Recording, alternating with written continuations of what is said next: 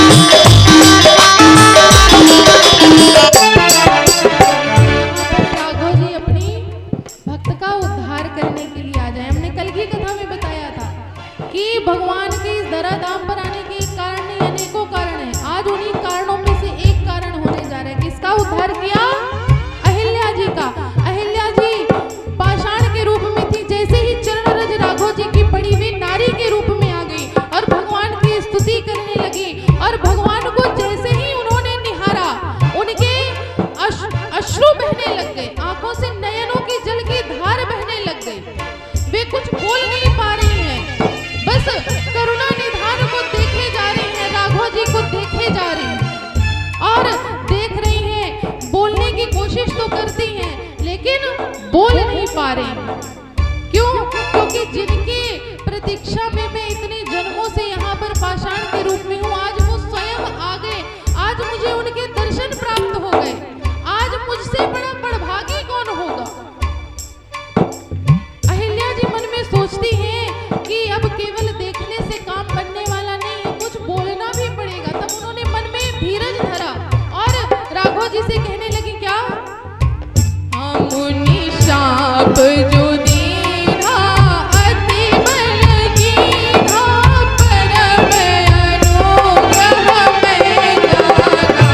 मुनि श्राप जो दीना अति बल कीन्हा, परम अनुग्रह में माना।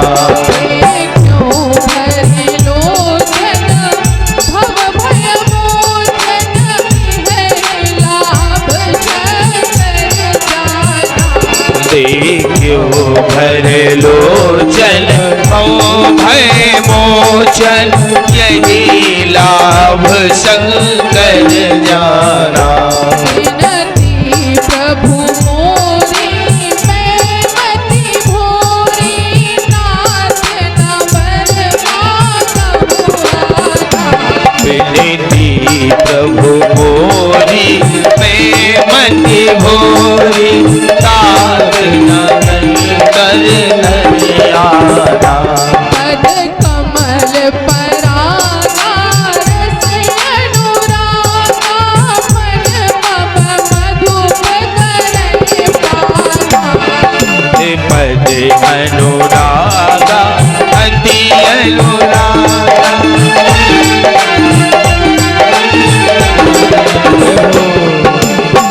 अहिल्या जी राघव जी से कहती हैं कि मुनि शाप जो दीना अति भल कीना। देखिए एक बात बताएं, अगर संत हमारे ऊपर क्रोध भी करे ना तो बुरा नहीं मानना चाहिए, क्योंकि संत अगर हमारे ऊपर क्रोध भी करते हैं तो उसमें हमारा भला छुपा होता है। वे हमारा बुरा करने के लिए क्रोध नहीं करते हैं, उसमें भी हमारी भलाई छुपी होती। यही अहिल्या जी कह रही हैं कि मुनि शाप जो दीन्हा अति भल कीन्हा।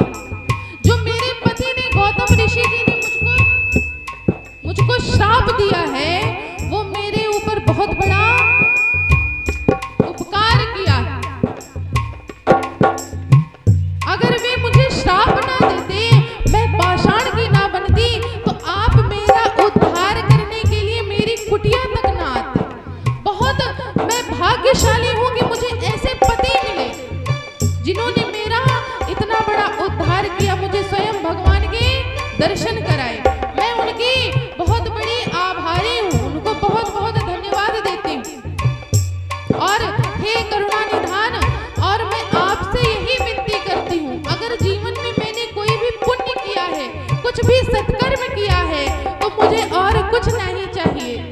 मुझे आपके दर्शन प्राप्त हो गए, अब मुझे और कुछ नहीं चाहिए। आप बस मेरे ऊपर एक उपकार कर दीजिए। क्या? कि मैं उन्हीं गौतम ऋषि जी की पत्नी अहिल्या, उन्हीं के पास वापस चली जाऊं। यही भांति सिधारी गौतम नारी, पार पार हरि चरण परी। यही भांति सिधारी गौतम नारी, बार बार हरि चरण परी।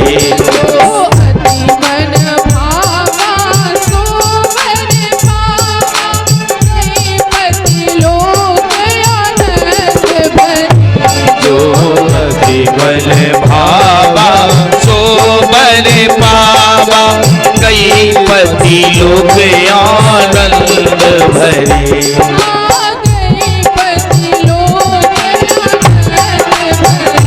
हो गई पति लोग आनंद भरे।